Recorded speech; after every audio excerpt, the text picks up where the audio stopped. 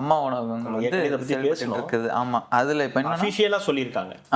இப்போ வந்து கார்பரேஷன், சென்னை கார்பரேஷனே வந்து அபிஷியலா சொல்லிருக்காங்க. ஒரு 67,164 பேர் சாப்பிட்டுட்டு இருந்த இப்போ இடத்துல வந்து இப்போ வந்து 1,04,000 பேர் வந்து சாப்பிடுறாங்க. இப்போ 67 லட்சம் வந்துட்டு இருந்த வருமானம் இப்போ 1.35 கோடியா வந்து 87 லட்சம் வந்துகிட்டு இருந்த வருமானம் இப்போ 1 கோடியை வந்து தாண்டி வந்து சென்னை மாநகராட்சியில வந்து நடந்துட்டு இருக்கு அப்படின்றது ஒரு மகிழ்ச்சியான செய்தியா நீங்க பார்க்கணும்.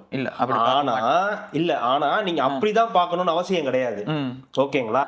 அம்மா உணவகத்தில் சாப்பிடுவோம் எண்ணிக்கை அதிகரித்தால் அது தனிநபர் வருமானம் குறைகிறது, கையில் பணம் இல்லை என அர்த்தம்.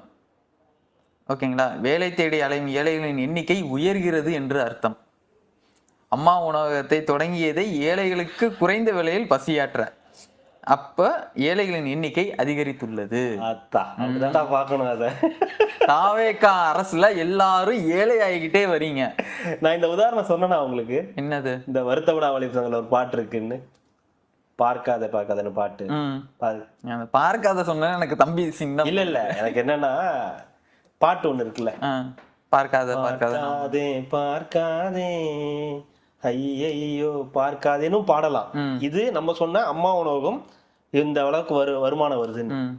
இதுவே டிஎம்கே சொல்லக்கூடியது பார்க்காதே அப்படின்னு பாடுறது இல்ல, அந்த வெர்ஷன். உங்களுக்கு எந்த வெர்ஷன் பிடிச்சிருக்கோ நீங்க அந்த வெர்ஷனை வந்து பாத்துக்கலாம். ஆனா எல்லாருக்கும் தெரியும் இது ஒரிஜினல் வெர்ஷன்.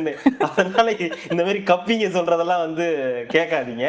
அதுல வருமானங்கள் வரத்துக்கு இதுக்கு இவ்வளவு ஒரு புத்தி நீங்க யூஸ் பண்றது ஏன் அதுக்கெல்லாம் யூஸ் பண்ணல?